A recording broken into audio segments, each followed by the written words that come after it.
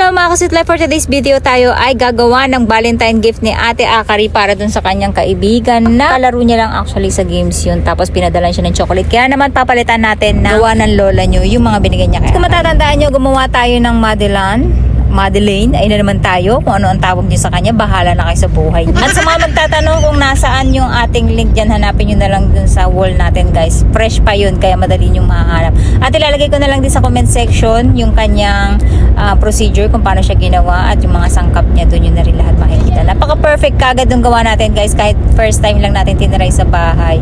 Oo, at tinikman pa nga namin ni Ate Akari. Yun nga lang ay napaalat ng konti kasi nga unsalted butter dapat ang gamitin, pero ang ginamit ko ay salted butter.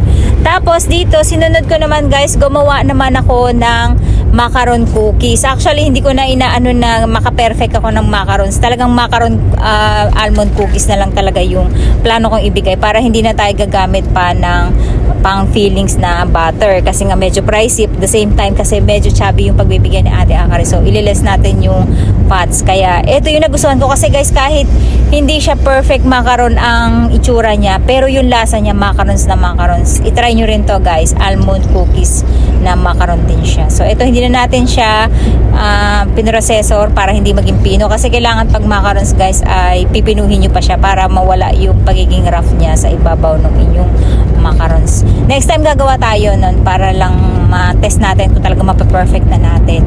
Tapos dahil nga hindi naman to kailangan i-perfect, ayan, bahala na ang lola nyo basta maipiping natin siya. Pero same procedure din, nirest ko rin siya at least 1 hour.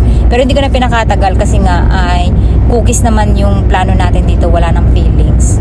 Tapos ayan, pinagpagpagpag lang ng lola nyo. Doon sa mga magtatanong kung ano yung procedure niya, kung ano yung paggawa ng macarons guys, ganun din. Hindi ko na nga lang to perfect talaga kasi kailangan ay pipinuhin nga daw para mawala yung pagiging rough niya. So ayan, pagkaihaw natin, sinunod ko naman gawin guys ay yung ating tag dito, yung ating kadaifi choco naman kasi may mga natira pa tayo sa ref.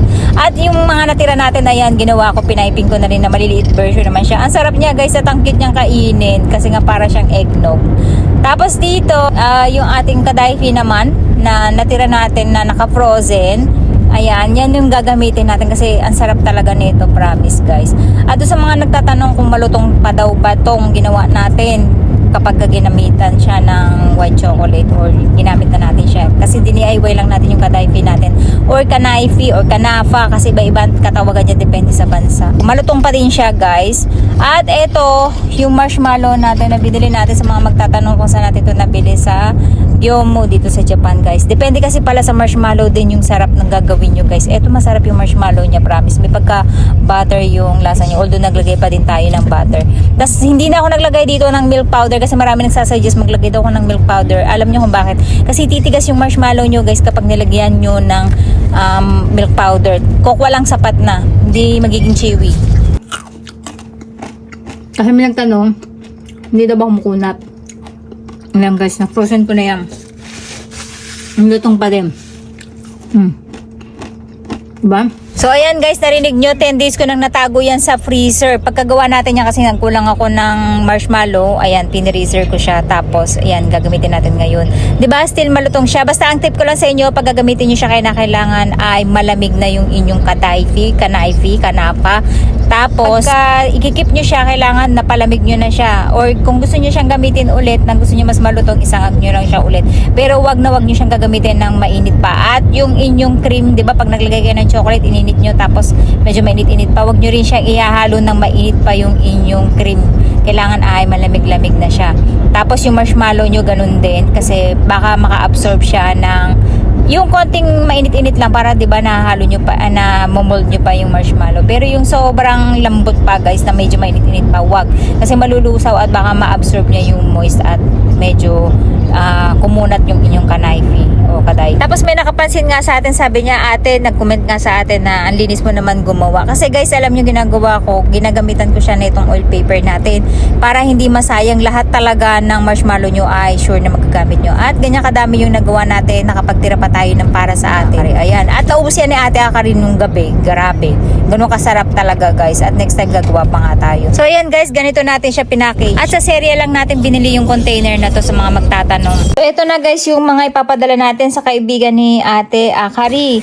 Ayan yung mga gift natin. Ayan, ginawa natin sila ng marshmallow, katayfi, chewy katayfi choco. Tapos ito yung ating Madeline o Madeline na ginawa.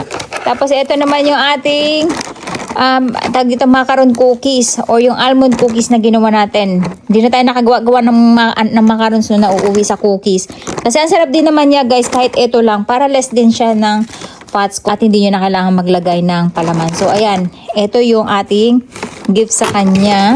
Syempre, homemade natin. Baka malaglag. Binaligtad ko kasi baka para magkasya. Tapos ito yung Madeline. Kasi ito naman yung gift ni Ate Akari na may note siyang binigay. Plus ito pa yung mga keychain accessories with letter.